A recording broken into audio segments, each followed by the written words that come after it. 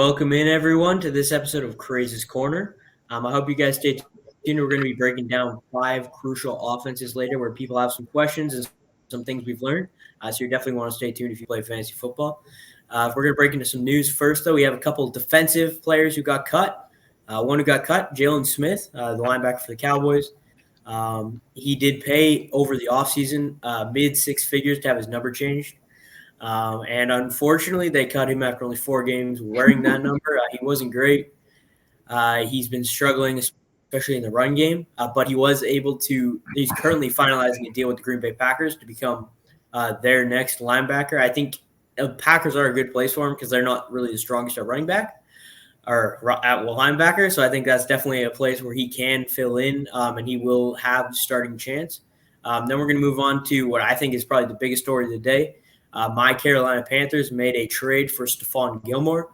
We traded a 2023 6th-round pick. So obviously that's really nothing to get a Stephon Gilmore. One key thing that brought him to Carolina is that's where he's from. He actually has a house not too far from our GM, Scott Fritterer. And they're actually 2 doors down from what I've heard.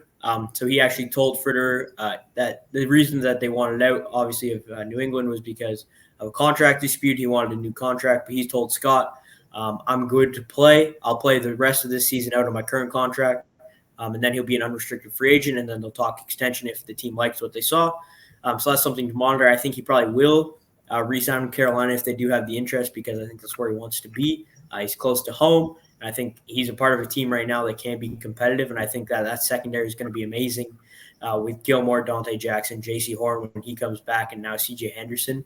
I think that team's going to be able to – they're going to be able to lock some wide receivers down, a team like the Cowboys, whatever they just lost to. I think with that new upgraded secondary, if they're healthy, I think they can definitely compete in the NFC. And then we're going to move on to what's going to make the Bears fans extremely happy. Justin Fields has been named the starter going forward by Matt Nagy. Andy Dalton is expected to be a full participant in practice this week, but Fields is going to be the guy moving forward. Do you guys think Matt Nagy made the right call? I personally think he did. I think Fields has got to get in there. He's got to learn.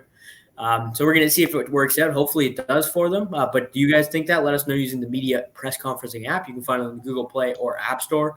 I use it all the time. I use it for my own account. I use it for my fantasy football leagues. It's really a great platform.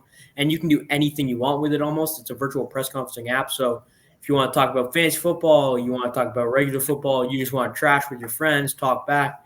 Literally, you can do whatever you want on the app, so I definitely recommend you check it out. So look it up on the App Store. It's the media app.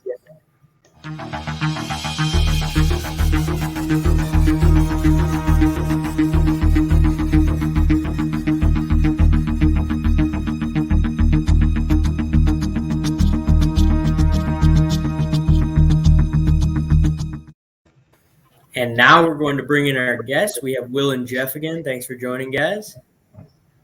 Hey, man. Thanks for having us. No problem. You guys think the Bears made the good decision starting Fields going forward? Oh, heck yeah. They didn't win the Super Bowl anyway, so you might as well get Justin Fields in there and get him playing. Come on now. It's the Rams in Tampa Bay and maybe Arizona. I'm going to give a lot. I was down on Arizona. After last week, I'm like, well, maybe Arizona's in the mix. But there's a clear tier in the NFC between the top teams, the middle teams, and then everybody else.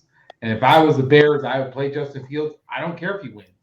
Actually, ideally, he gets better experience and we look better, and I get a low draft pick to get more resources around him. That's the ideal thing for the Bears next year. Yeah, but if they so they did trade away their first-round draft pick. So no matter how bad they do, the Giants get a better pick. So I know Giants fans are hoping that they lose. Do you have any thoughts on the move by Matt Nagy, Jeff? Yeah, I mean, you know what you're going to get with Andy Dalton, so it wasn't going to do anything to excite the fan base or anything else. So to get people off his back, to kind of and actually he had a decent showing last week. Mm-hmm.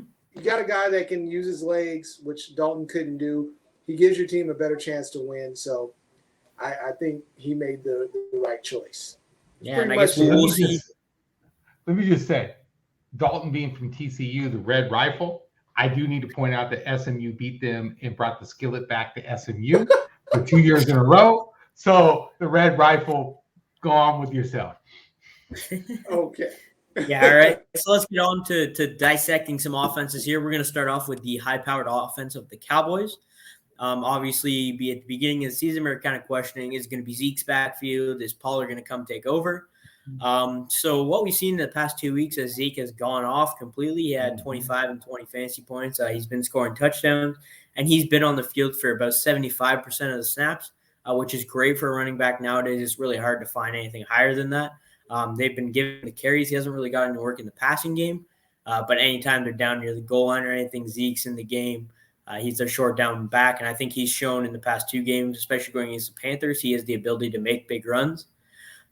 Even though there was a lot of holding going on in that game, the offense was opening up some holes for him there illegally, but they were opening them up, and he was making the most out of it, getting to the second, third level. So I think that's something to look forward to going forward with Zeke. I think that the Cowboys, being the offense they are, they're always going to be scoring points. So when they're down in the 10, even in the red zone, I think they're going to have Zeke in the game. And I'd look for him to score a lot of touchdowns going forward, which over the past 3 weeks, he scored 4 touchdowns. He scored 2 in week 3. So that's something to monitor. And then going with Tony Pollard, he's been on the field around 30 to 40%. It kind of depends on how much Zeke's playing. If Zeke, they can be on the field together. But when Zeke's out, Tony Pollard has been getting a little bit more of the receiving game, but the Cowboys have really kind of shied away, especially last week against Carolina. Let's look. Zeke had 1 target and Pollard had 0 targets in the passing game. So we'll see if that's a trend that continues going on. Will the Packers or will the Cowboys get their running backs more involved in the passing game? I think they're going to have to. Pollard was explosive in the passing game when they got the ball to him earlier on in the season. So I kind of expect this to be like a Nick Chubb, Kareem Hunt backfield going forward. I think they can both be fantasy relevant, but I think that Zeke will be the guy who's going to get the first down runs. He's going to get the touchdowns. And Pollard's going to get some of the receiving work, and he's going to be there on third downs. But then on third downs, sometimes taking Zeke out of the game is not a great idea because Zeke's really good pass protecting. So I think they'll both be on the field third downs. I think Pollard will probably run more routes on third downs, but Zeke will still be in there. So if they want to actually run the ball or whatever, I think they'll do that. But what do you guys think about the whole Zeke-Pollard situation going forward? I know, Will, you were huge on Pollard at the beginning of the season. I think it's interesting. I think the Cowboys finally figured out or are starting to figure out who they really are. I'm not anti-Zeke. I was anti-Cowboys the way they were using Zeke. And if they were going to run the offense the way they were running it, Pollard was a better fit for that. But the last 2 weeks, look, I don't know who the hell got in McCarthy's head and told him Zeke, but something changed because this wasn't the offense they were running the first couple of weeks. And so, I would move on from Pollard. I think it's a good – honestly, I actually think in some games Pollard's a good number 2 running back for fantasy. Because he's still going to get his carries and he's going to get scoring opportunities, right? He's going to get touches. So it's kind of weird because usually you don't like the shared running back, right? It's like looking at some of the teams, you're like, well, Buffalo. You never know who the hell Buffalo is going to play at running back each week. Who's going to be the hot hand? Even if Zeke's rolling, Pollard gets you enough, depending on how deep your league is, especially like a 12-team league, that Pollard becomes a very viable play every week the rest of the season. Pollard has had 10 carries in each of the last 3 games as well. So that's why I kind of use the Kareem Hunt, Nick Chubb comp. Jeff, what are your thoughts on this backfield going forward? Are you comfortable with both of them? I am, because it looks like both of them are going to get carries. I think that Dallas now has in their head that we are going to run the ball more, because look what's happening. It's at a sacrifice to Ceedee Lamb. Man, look at the last couple of games he's been playing. He's hardly had any targets. It's like running the ball now and then also looking at Dalton Schultz. So it's a different, just like I said, something came up. I don't know if Kellen Moore went in and, was like, hey, we're just going to utilize all of our weapons, but we're going to really promote the running game. Like Dak, we're not going to have you throwing the ball, 50, 60 times a game now. We're going to go ahead and utilize what we got with our running game. So, sucks for fantasy, especially if you own Ceedee Lamb. Yeah, so that segues into the next topic. There is the Ceedee Lamb, Amari Cooper, and Dalton Schultz debate. last weekend when they were playing the Panthers, Dalton Schultz had 8 targets, and Ceedee Lamb and Amari Cooper combined also had 8 targets. Cooper did miss some time in the middle of the game there. He only played on about 50% of snaps. But I think as the team starts to run more, because I think they will, Zeke, especially when they're in close games, they have to be able to establish the run.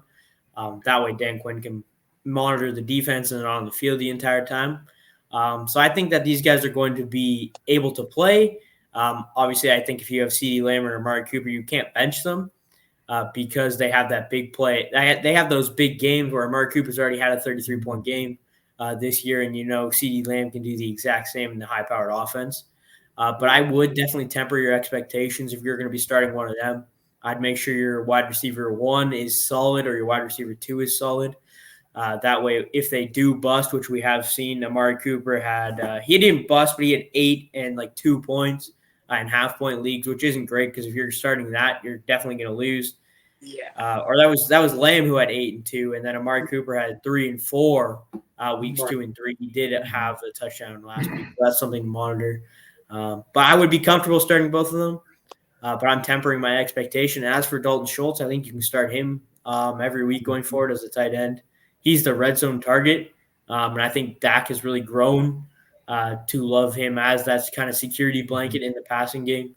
I think that he's earned the starting spot. There was some questions before Blake Jarwin, Dalton Schultz, and from what I saw on the field as I watched the Panthers game, Dalton Schultz was on the field when it mattered the most. But you guys have any thoughts on the receiving group here? Are you guys both comfortable starting Amari Cooper and Ceedee Lamb? I think fantasy fans have to understand, if I was getting ready to play the Cowboys, I would still defend the pass first. Not because I don't respect Zeke and Pollard.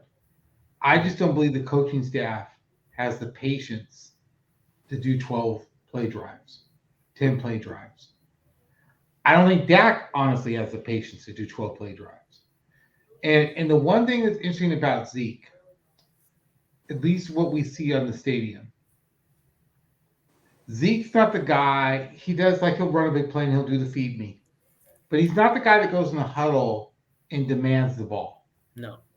And so it's easy for the pass happy guys to kind of muscle Zeke out of the way when they've run 3 or 4 runs in a row.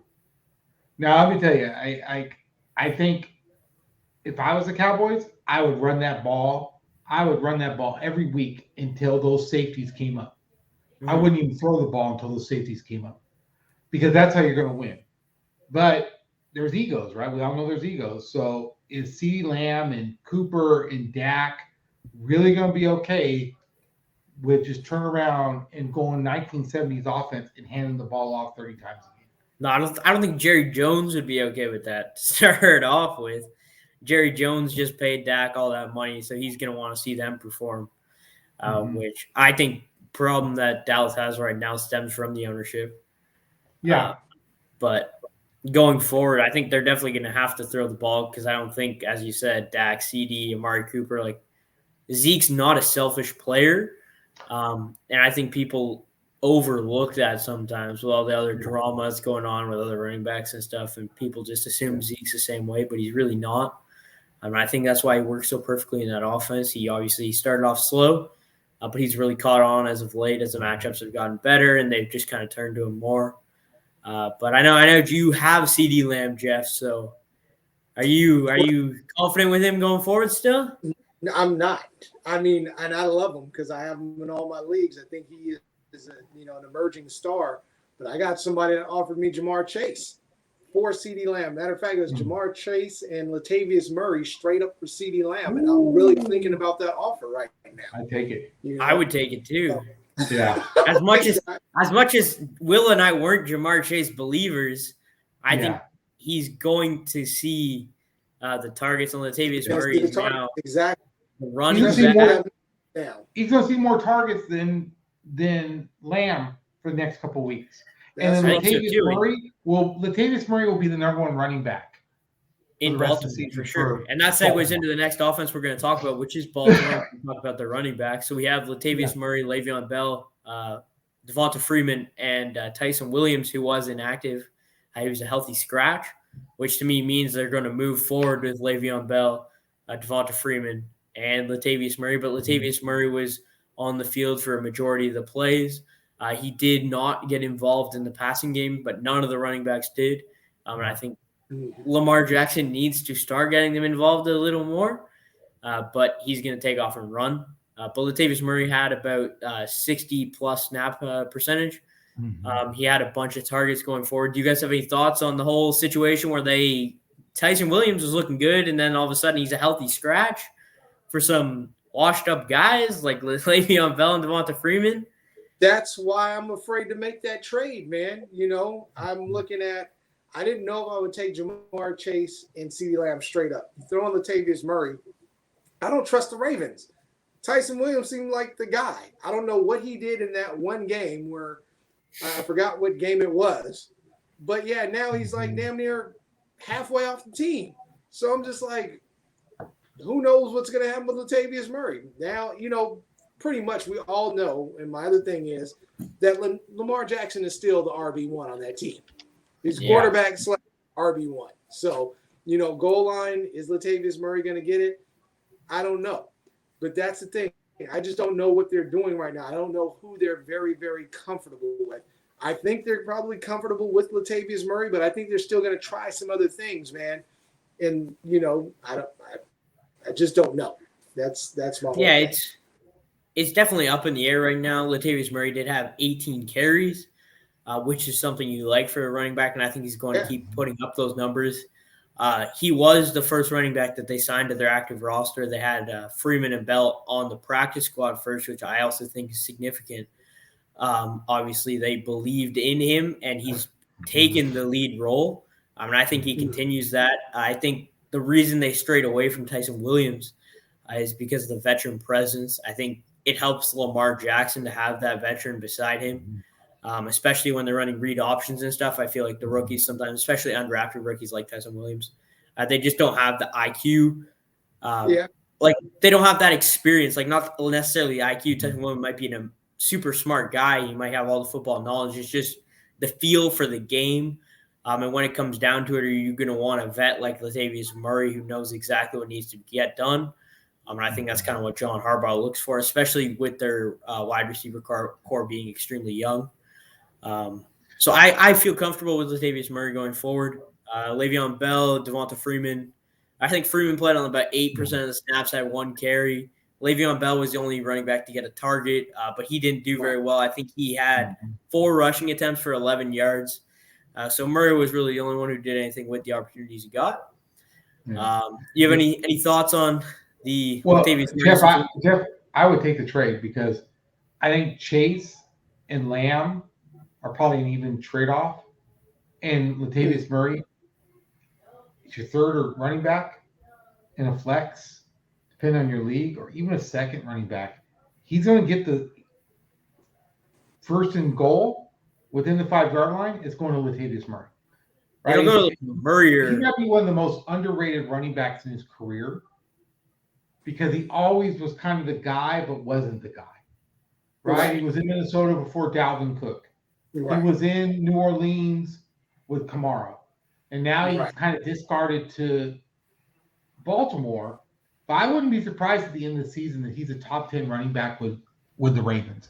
Because you know what you're going to get with him. He can run, he can block, and more importantly, he can catch. And at some point, the Ravens are going to figure out, what do we have? The running backs are going to be so open. Yes. Because the linebackers are going to run right to just catch the damn ball consistently, the running back's going to be wide freaking open. Yeah, because they can literally have Lamar roll out. Linebackers are going to peel on him. You just send the running back out. But that brings us into the passing game of Baltimore. Obviously, Marquise Brown has had a couple big weeks. Sammy Watkins has been really consistent, surprisingly, especially in a PPR format. He's been seeing a lot of targets. But Rashod Bateman is being added to that. They also have Mark Andrews still. So this is kind of the situation where if you can still sell high on Marquise Brown, that's something I'm looking into because I have zero idea what this wide receiver core is going to look like. Like I said, Sammy Watkins, I think, has seen the most targets on the team at the wide receiver position so far. So I think Lamar Jackson probably still leans towards Sammy a little more. I think Rashod Bateman takes away from Marquise Brown more than just Sammy. But Marquise Brown's the big player who's been getting the touchdowns, so he's been a little more fantasy relevant, especially in standard form. But I really have no idea. I know Sammy Watkins is kind of like a waiver wire guy. Some people have him if they're in a deeper league. And a couple of my deeper leagues where we have like 3 flex, I'm starting Sammy because I know he's going to get me those targets and those catches. But with Rashod Bateman coming back, I don't have any idea how this offense is going to work. What do you guys think about? Will Rashod Bateman become the number 1 wide receiver in Baltimore? Mm-hmm. Will he be the number 2? Yeah, and that's the thing. I never trust. I've only drafted, or not just drafted, I've only had like 2 Ravens receivers. One, you probably weren't even playing fantasy football back then, Zach. I had Quadri Ismail. And then Steve Smith, those are There's Steve Smith. Yeah, man. Those are like the only 2 Ravens receivers I've ever had. And Torrey Smith. Yeah. Torrey Smith, yeah. Those aren't the guys that I'm looking for. So until I will admit, Marquise Brown has surprised me a little bit this year. Lamar he's getting a little bit more accurate, but his deep ball looks a little better. Always take Mark Andrews. It's like that's usually the number 1 receiver. I never trust a Ravens wide receiver, especially right now. So, I don't know. It's almost like a prove it type situation. I think it's kind of like it's a dart throw at this point to which one's gonna to pan out, because when Bateman comes in, he's going to take snaps away. Bateman hurts Watkins. Bateman is not a speedster, right? At least we know what Marquise Brown's role is. And now let me tell you, it's a Marquise Brown owner who drafted him and across all my teams. That line game was traumatic. How many freaking times are you going to drop? The balls were perfect. It wasn't even I wasn't asking him to make an amazing catch. I was asking just to hold on to the ball in his hands. Mm-hmm. And I got to give credit though to Harbaugh. I think a lot of coaches would have overreacted. And Brown didn't have I don't think he had a great game against the Broncos. Now let's give the Broncos defense some credit too, right? Yeah, he had 17 fantasy points. He had 4. But the thing that bothers me is the targets are already dropping, right? And Bateman's but he's not replaceable, there. Right? If I'm a Watkins owner, I'm worried about Bateman. If I'm a Bateman owner, I'm worried about Watkins and Andrews because they're similar in their routes.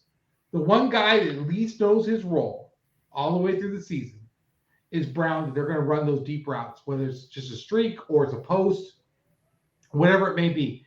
But Watkins and Andrews and Bateman are similar. They're 10 to 20 yard guys running digs, running curls, running crossing routes.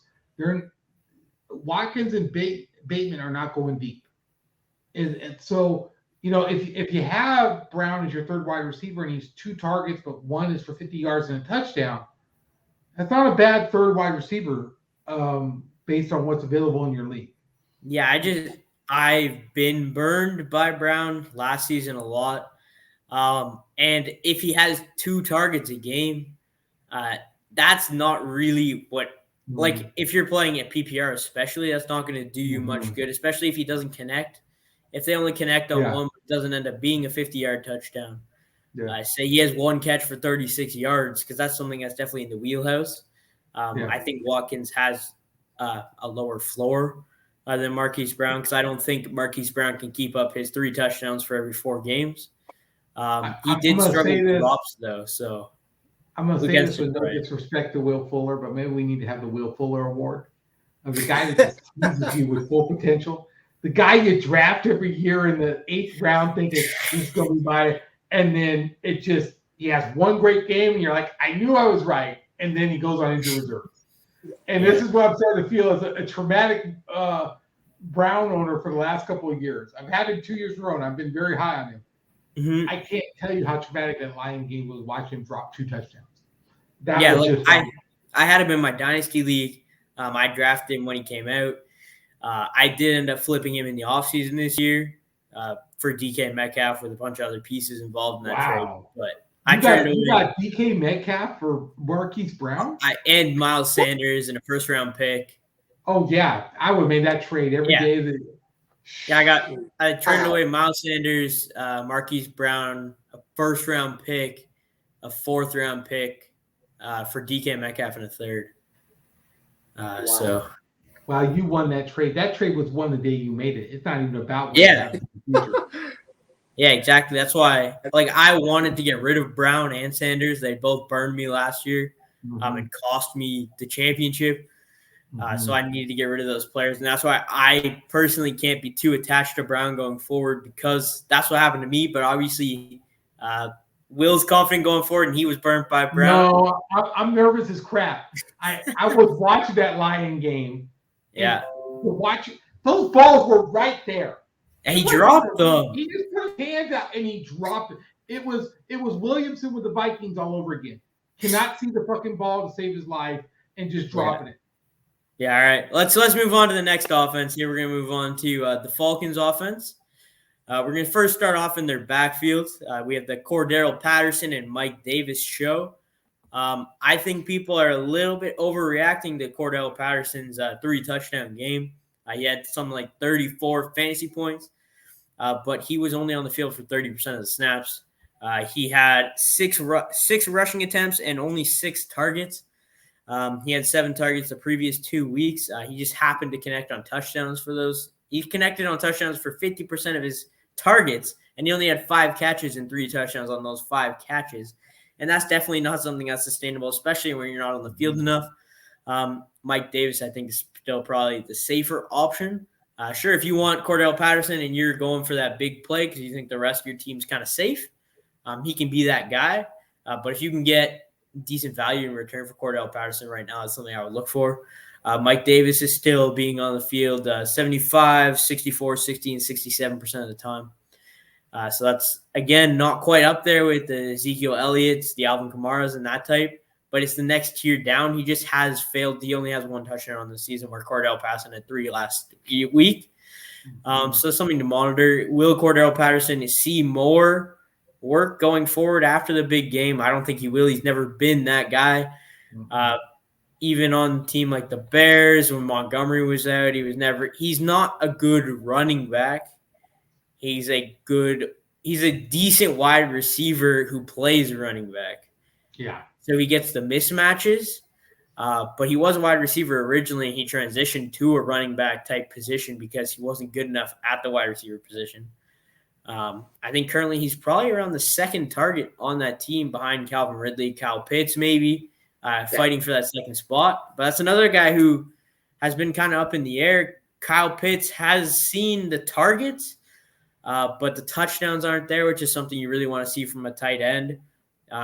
He's had about, 5-6 points a game in a half-point PPR league, which isn't great, especially when you're drafting him early with all the hype that comes out surrounding him. And I'm not sure if that just has to do with the coaching aspect of Arthur Smith being there. There's been a couple plays in the red zone where I've seen Falcons fans complaining because Kyle Pitts isn't on the field when they're in 3rd and goal situations, which I think is astonishing to me based on who he is. And then you have the whole Calvin Ridley dilemma. He's seen the targets, but the yards and the touchdowns haven't been there either for them. I kind of expected this offense to score a little more than they have, but they have been able to put up some points, and I think I'm confident starting Ridley going forward as my wide receiver 1.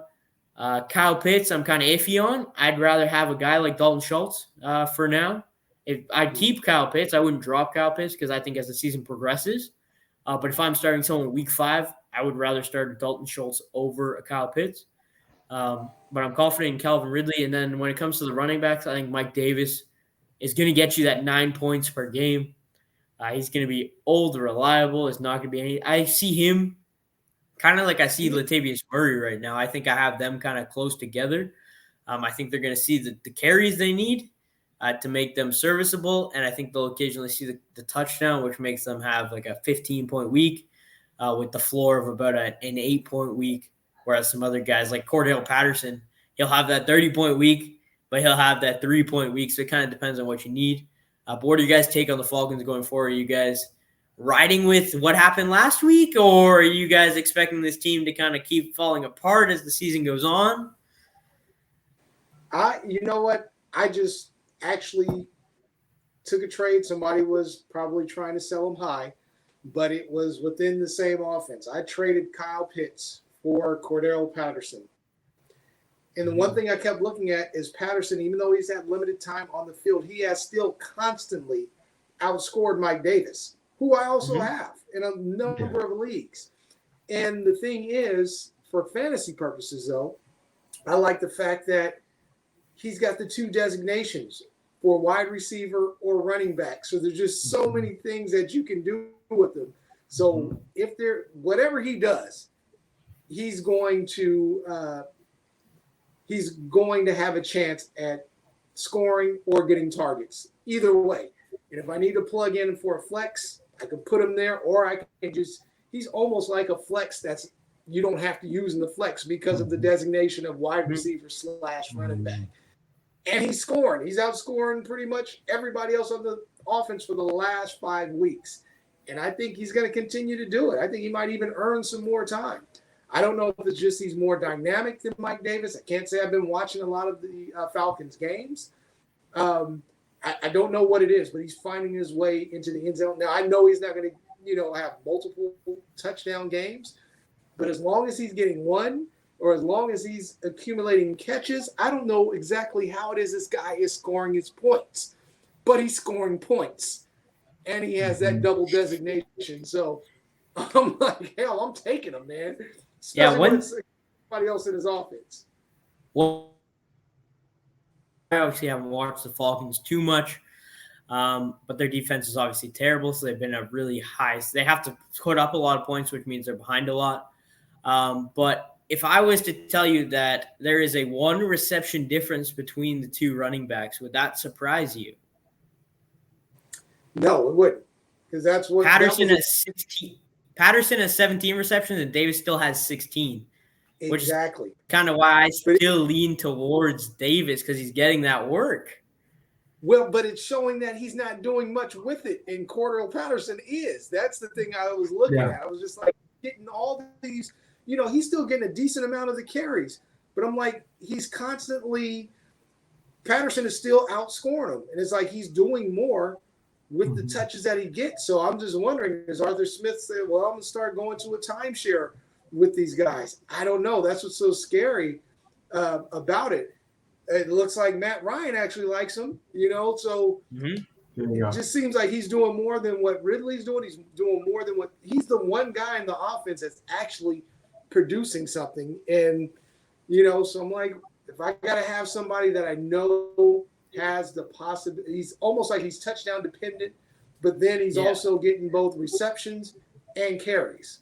So if it's a PPR full point or something, even though he's not on the field as much, he's doing something to accumulate points, and that's what I'm looking at. So if I can go ahead and say this dude is going to get me 9 to 10 points, but possibly with the ceiling of 25, I'm going to take that over that I got a guy that's just constantly going to get me 9 points, but his ceiling might be 12, which is kind of like what you're getting with Mike Davis, Kyle Pitts. And Mike Davis, it's funny because he reminds me, he's almost like you said, Latavius Murray is a ceiling, but his floor is running back for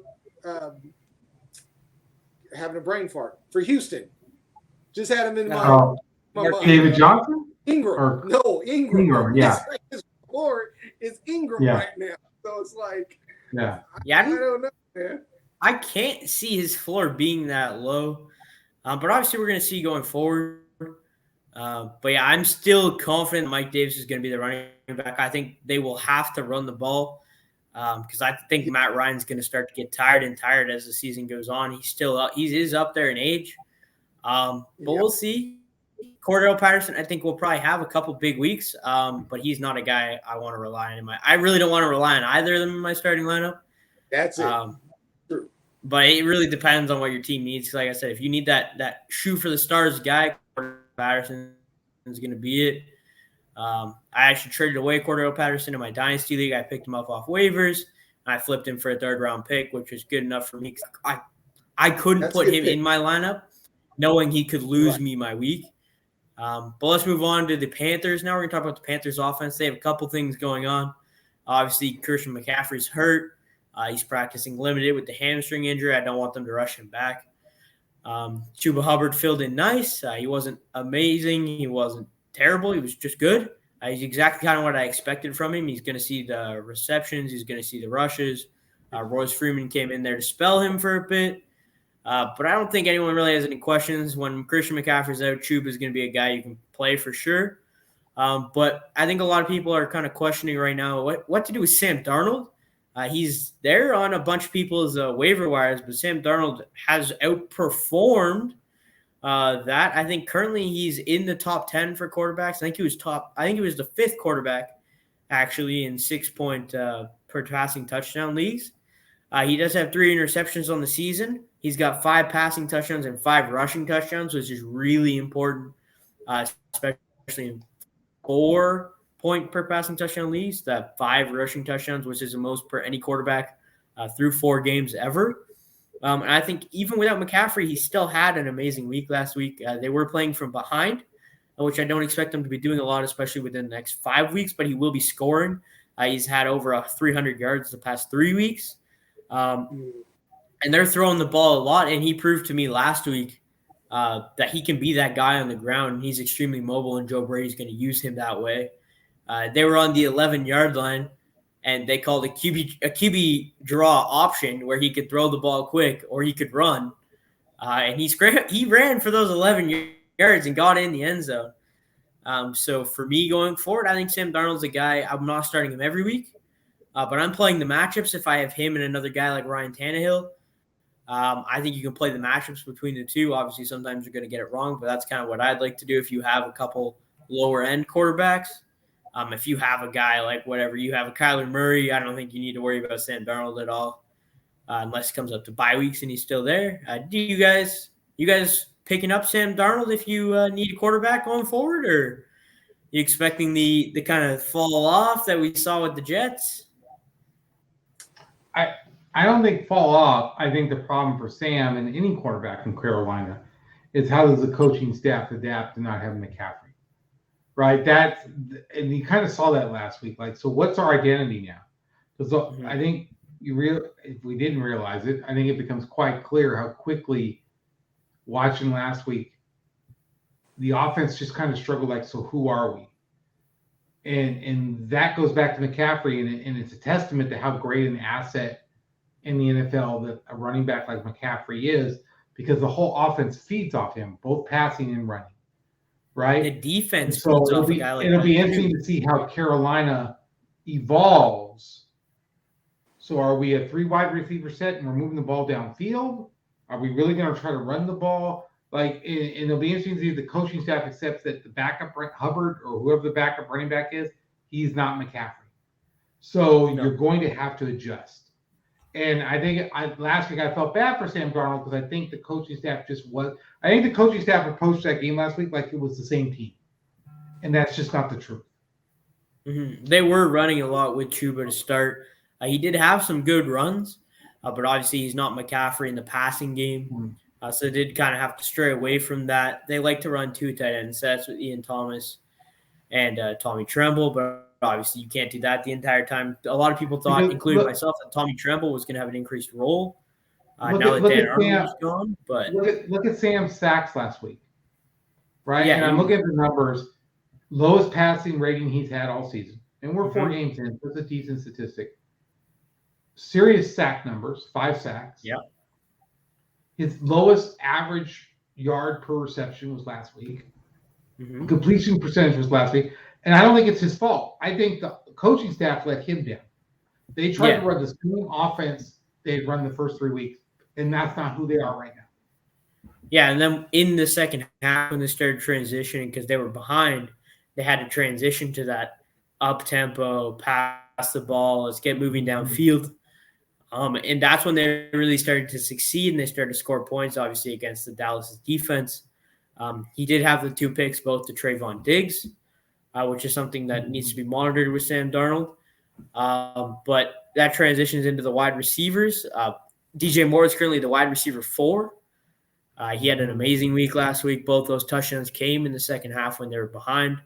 So if you drafted DJ Moore like I did, I know you're perfectly happy with him going forward, but I know there's a lot of people who drafted Robby Anderson that are currently kind of questioning, what do I do with Robby Anderson going forward? I know there's some people who are dropping Robby Anderson. And if Robby Anderson's on your waiver wire, I would be picking him up for sure. And if he's on your team, I'm not dropping him. He had 11 targets last week against Dallas. And 11 targets is a lot. He only caught 5 of those for 46 yards, but I think the targets are going to continue to come. I think the coaching staff is smart enough not to force the ball to Robby Anderson and make Sam Darnold throw where he's not. But I think as the emergence of DJ Moore continues, the defenses, especially with McCaffrey being out right now, or even when McCaffrey comes back, the defenses are going to have to key on McCaffrey and DJ Moore, which is going to leave some opportunities for Robby Anderson. And I think the coaching staff is going to let Sam Darnold hit whoever is open and whoever feels comfortable throwing the ball to. So I am still keeping Robby Anderson because of that. The targets are going up. McCaffrey was out, obviously, but I think they will continue to stay around that area. Are you guys keeping Robby Anderson? Or are you letting him go? Well, it's tough in deeper, 12-team, 14-team formats. I'm probably keeping them, but in 10 teams, regular formats, there's a lot of other options out there. There's clearly a huge rapport between Darnold and DJ Moore. I'm actually kicking myself for not picking up DJ Moore in more leagues because I thought it was going to be Robby Anderson. But so it's tough. It's just kind of, it depends on who else you have on your roster, whatever your need spots are. But if he's out there, you could pick him up and stash him just in case something did happen to DJ Moore. But I'm not rushing to the waiver wire to get him unless it is in a deeper, team format like a 12-14 league right now at least. Because especially when Christian McCaffrey comes back, you got to remember that's more targets that are being distributed now. A lot more targets are going to end up going to McCaffrey again. So I don't know, man. I don't know, but I think the other thing too about the offense is going to spread the ball a lot. Yeah, and I do like Darnold, but there was the other thing. I was looking at a league that I needed another quarterback in, and I was like, do I go with Darnold or do I go with Heineke? And I went with Heineke in the 2 other leagues, and it's actually paid off a little bit better. But I like what Darnold's doing. I definitely 3 steps up above than what he was with the Jets, man. Well, so. I also think, too, I think it's, the NFL defenses are always a little behind, right? And I think the assumption for most defensive coordinators, you said that the game plan for Carolina, when you looked at your schedule, the number one person you're taking away is with Darnold at quarterback. The number one person you're taking away is McCaffrey. Honestly, the second person you're taking away is Robby Anderson. DJ Moore is a good wide receiver, but I think it's more symbolic of defenses saying, I don't believe this guy can beat me. Like if I have to choose my poison, I'm going to make Darnold pass to Moore and win the game. And so what will be interesting to me is when you get to week 11 or 12, does the Moore and Anderson numbers start to even out as defensive coordinators start saying, we're 5 weeks in and this guy's consistently throwing to Moore. I'm gonna start rolling my coverage to Moore until Anderson beats me.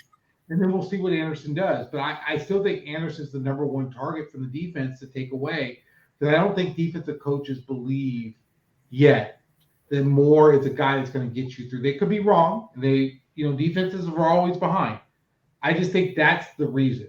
That if we were in week 3 of the preseason, I said rank the top 2 fantasy points or the top 2 offensive threats for Carolina. It would have been Anderson and McCaffrey, or McCaffrey and Anderson, right? No more. There's a reason why Moore was available on the waiver wire in week 1. No one thought this is it. So let's give Darnold credit. He's making the read. He's seeing that Anderson's doubled. He's seeing McCaffrey probably is drawing a slot corner on him, not just a linebacker. And he's making the right read, and he's going to the wide receiver that has the weaker of the defensive coverage. See, I've been watching the Panthers games, and I've kind of seen it different. DJ Moore, I believe, is a top 15 talent at wide receiver. He's extremely shifty. He's extremely good after the catch, and he's got really good route running, which has led to him getting open. So I don't necessarily think, and I think that some defenses, sure, they might have thought the Robbie Anderson thing, but definitely going forward, you have to say DJ Moore is the number 2 target on the team behind Christian McCaffrey. Right. So the question, but the question is, well, I don't think when they change it that way. I think right now, the last game, going into the last few games, they've been Trayvon Diggs was following DJ Moore no matter where he went on the field, which means Dallas knew DJ Moore was the guy, but that didn't stop DJ Moore. So I'm hesitant on running. Like, I think DJ Moore is going to be a wide receiver 1, but I'm not expecting wide receiver 4 finish, which is where he currently is, because Christian McCaffrey is going to come back, and that takes away from his targets a little bit. But DJ Moore, Steve Smith, that comp comes up a lot from Steve Smith himself, and that's the only reason I like using it is because Steve Smith says it himself. They're both extremely shifty after the catch, and they have both really good route running. And DJ Moore's balance is absolutely incredible. I'm assuming most people saw the play where he was down in his little Spider-Man stance pulling Brian Burns. He stayed up and almost turned that into a touchdown. So I think DJ Moore, like coming into the season, I was drafting DJ Moore everywhere in the 4th round, wherever he was going, because I fully believed that this was going to be his breakout year, even with the Sam Darnold to Robbie Anderson connection, which is why some people weren't, which is why I think he was a little bit later in drafts. But for the people who did get him because they believed in the talent of DJ Moore, which obviously I did, and what really, like I said, as the Steve Smith comp, the way Steve Smith had been at some of their practices and everything, I mean, he's continued to use that comp since he came out is kind of what really led me to believe this was going to be his breakout year, because as a quarterback, to have that ability to know, okay, if I go through my first read, that guy's not there, I know exactly where this guy's going to be. His footwork, his route running, he's going to be exactly there when you need him. So that's what I think is he is the safety blanket when McCaffrey's not there. You literally saw one-look passes where they knew DJ Moore was going to be open. Even against a guy like Trayvon Diggs, who had the 2 interceptions, there were still multiple third-down plays where they'd literally just look. They snap the ball, they do a little hitch route to DJ Moore, and Trayvon Diggs was a couple yards off him just because of the way that you have to play him. But we are going to move on to the next offense. We're going to do a little trivia here. I know you guys know what offense we're going to be talking about, but the running back on this team is the only running back in the top 20 without a touchdown. And that is Chase Edmonds, who hasn't scored yet this season, but he has been a monster in the passing game, which is why I think people drafted him, because they knew that was going to be his role. And he is the only running back in the top 20 without a touchdown. So, if you want to tell some people that fun fact, I actually saw it on the NFL Network. I think it was Adam Rank who brought it up. So shout out to him for giving me that stat. But when I saw it, I knew exactly who he was talking about without getting the answer. I have Chase Edmonds in a couple leagues, and I'm more confident starting Chase Edmonds every week than I am James Conner. I know James Conner has had the touchdowns, but the targets there for Chase Edmonds are undeniable. The touchdowns will come and go for James Conner. Sure, 1 week he'll have a couple, and next week he won't have any.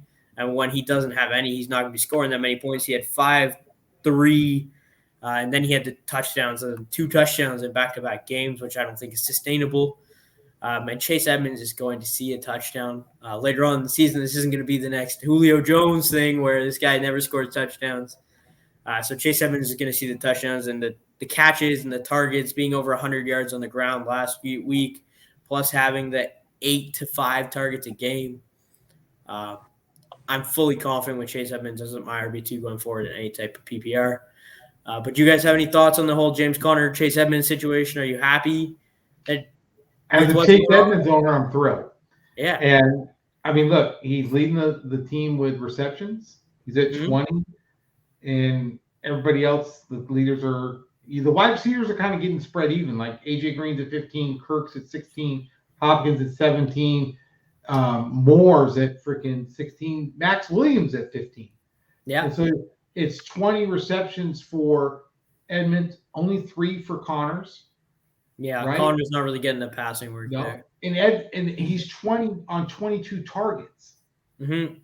I wish it's only 7 yards in average, but if you're in a PPR, five receptions, 3 receptions a game, plus he's getting a lot of better rushing attempts. Yeah, his average yards a rush is almost 6 yards a rush, and Connors is at 3.2.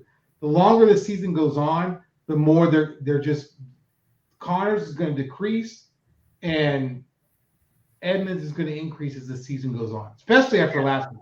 Now, I'll be honest with you, I thought the Rams were going to clock them at home. And so did I. Went in there and made everybody realize they might be for Arizona's for real. Yeah. They're for real. They're for real. Yeah. Chase Edmonds has been seeing still 10 attempts per game on the ground as well. And when he's in the game, the defense is probably thinking pass, which helps to open up the running lanes for him. He had 12 carries last week for 120 yards, 10 yards per carry. Yeah. On 12 carries is pretty good.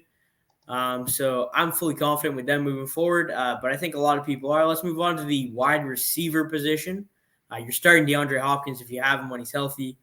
But when it comes to the A.J. Green, Rondale Moore, Max Williams situation, A.J. Green's kind of guy I view as a bench player. For now, he's been pretty good the past couple weeks. Once bye weeks start rolling in, I think he's a guy you can plug in and play. Rondale Moore, I view similar to the way I view Cordell Patterson right now. I think he's got an extremely low floor, but an extremely high ceiling. We saw that. So I think there'll be a couple games throughout the season where he's going to have big weeks, but he's not a guy I'm willing to start.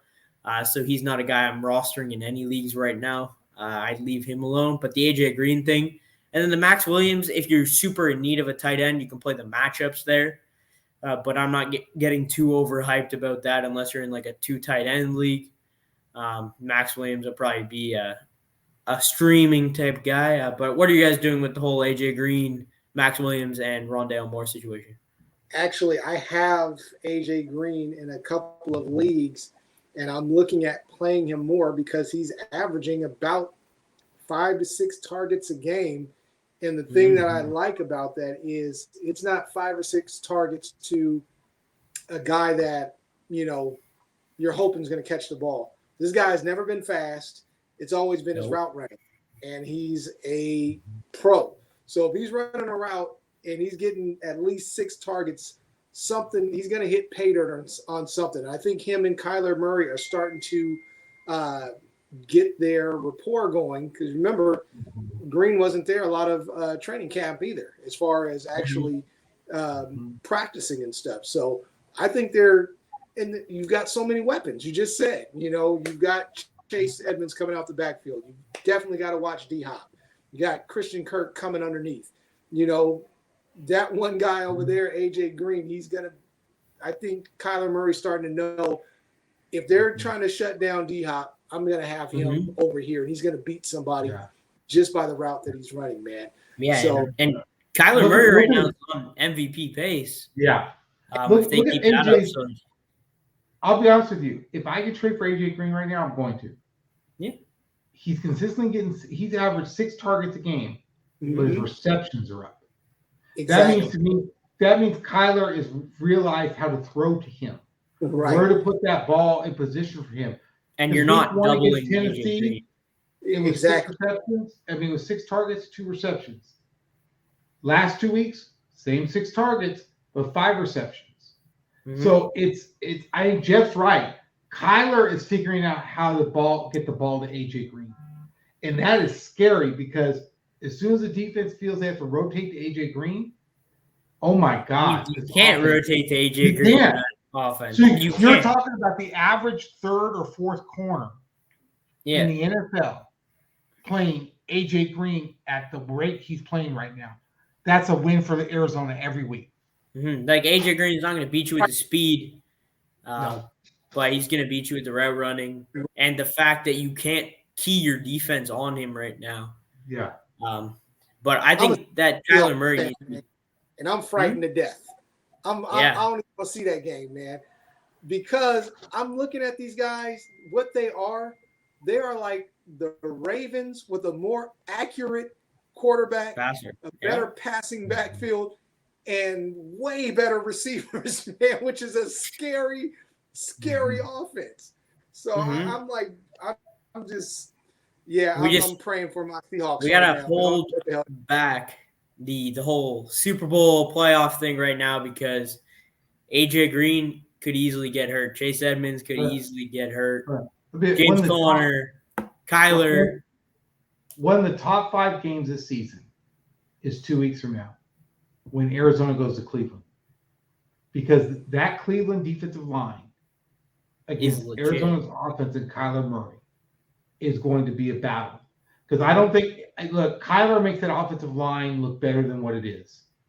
Yeah, and it's going to be an interesting battle between Kyler and those 2 defensive ends in Cleveland. Now, I think Arizona wins because I'll be honest with you, Baker Mayfield has to be one of the worst quarterbacks in the NFL right now. He just is. He's overrated. He shouldn't be starting in the NFL. How do you miss with the game to the chance to put the game away last week? How do you miss Odell Beckham as bad as he missed Odell Beckham? Let me tell you something. If Kirk Cousins was playing for Cleveland last week, Cleveland scores 50. The only reason that game was 14-7 is because Baker Mayfield might be the most overrated quarterback since USC was putting quarterbacks in the NFL. He is awful. He is horrible. And don't be shocked if Cleveland gets rid of him after the season and brings in someone better. Because if Cleveland doesn't go far in the playoffs, it won't be the team's fault. It'll be Mayfield's fault. And he is a PR hype machine. He is horrible. If you watch that Viking game, he missed passes. If I'm Odell Beckham, he is lucky that Odell Beckham is mature.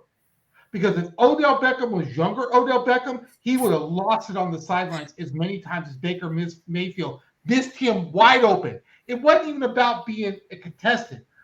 There was nobody near Odell, and we all know Odell can make the worst pass look easy. Yeah. He made those passes so bad that Odell couldn't save him. And I can't wait to watch the Arizona-Cleveland game because it's going to be a defensive struggle between Cleveland and Arizona's offense. But the problem for Cleveland is going to be, I think Arizona wins that game and probably wins it by 14 because how bad Baker Mayfield is. We'll see. I mean, I think anybody that watches this in Cleveland, I just want to throw that out there. Anybody in Cleveland that watches this, they probably just shut everything off right now. Every Cleveland fan, if you watched that game, it was 3rd down and they could have put that game away. And Baker Mayfield was wide open. There wasn't a Viking defender within 10 yards of him. And he had no pressure. He was standing in the pocket and he couldn't get him.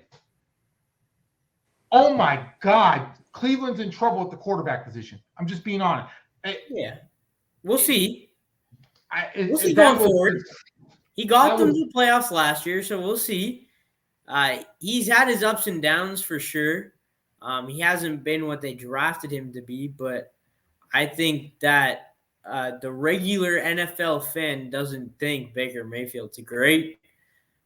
So I think he's probably in that quarterback. I think he's still probably a top 32 quarterback for sure.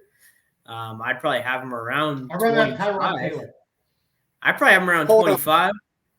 I'd rather have him than Ben Roethlisberger right now. For sure. Easily. Easily Baker over Ben Roethlisberger. That's not even a question. I don't know, man. Let me tell you something. Ben, as bad as Ben's been playing, he wouldn't have missed that throw to Odell. I'm just telling you. Are you sure? Watch that play. Did you see? That was the worst did you see him miss Juju on a couple of times? He missed Deontay from me, and I got like another office chair right here. Ben be missing Najee Harris out of the backfield. But anyways, let's move on to the social media post of the week. We're going to be talking about the biggest thing in social media throughout the week, which is the Urban Meyer situation in Jacksonville. There's obviously the video surfaced of him having a younger girl rubbing up on him at a bar. And obviously people were outraged. The Jaguars owner released a statement that he's addressed the matter with Urban, and he goes on to say how they're going to have to work to repair the trust, which is something that is definitely key, especially in a rebuilding organization. You have to have the trust there. And Urban Meyer himself said on Fox that the criteria to examine for struggling teams is, number one, trust issues. And when the owner comes out and says, we have to rebuild the trust, that is a problem, especially for such a young team that's trying to rebuild, that just had the number one overall pick and hasn't been able to win yet. Having Urban Meyer here, will he be gone by the end of the season? I think he might be. Ooh, I think so too. I don't think he was ever cut out to be an NFL coach, and we're seeing that now. I know Will's gone off on Baker, but want to go off on Urban Meyer here? Oh God, yeah. Look. For Eric Bieniemy not to be a head coach in the NFL, and this clown to do what he did on video, and he knew he was being videotaped. And you're always being videotaped nowadays. Let me tell you something. Urban Meyer is trying to get fired so he can go back to college. He knows he's in the wrong place. I don't think he will go back to college. He doesn't have the courage to quit. No, Urban Meyer wants to get fired because he's looking at that USC job, or he's looking at Texas hires Sarkisian. Look, there's some great college jobs open. What he did was inexcusable, and let's take Urban Meyer out of it. Let's talk about how bad of an owner Jacksonville has. Because to tolerate what he did, that's not on Urban Meyer. That's on the owner. And he should have fired him on the spot. Because the players, those fans, those Jacksonville fans are good fans. They are loyal. They put up with a lot of crap. And to have to watch what they watched this week is, I don't think it's, this is the NFL, dang it. You're supposed to be better than that. You're supposed to be a level here, right? And Urban Meyer is garbage. He is garbage. He is garbage. He was garbage at Ohio State. He is garbage in the NFL. If USC is stupid enough to hire him, he'll make them garbage, right? And I'm irritated by it because Eric Bieniemy is not a head coach, and we should be talking about that. How does Eric Bieniemy, which is one of the most classiest coaches in the NFL, he has a clean record. He is above community, deep in the community. He has a great offensive mind. And Urban Meyer got hired over him? Nah. No, we should all be calling it what it is. Actually, maybe Jacksonville should move down to the college level, and we should move Alabama up to the NFL. Maybe we can make that trade because that's where Jacksonville deserves. They don't even need to be in the football bowl series. They need to be in Division II, right? Because there's better teams in Florida at the collegiate level organizationally than Jacksonville is right now.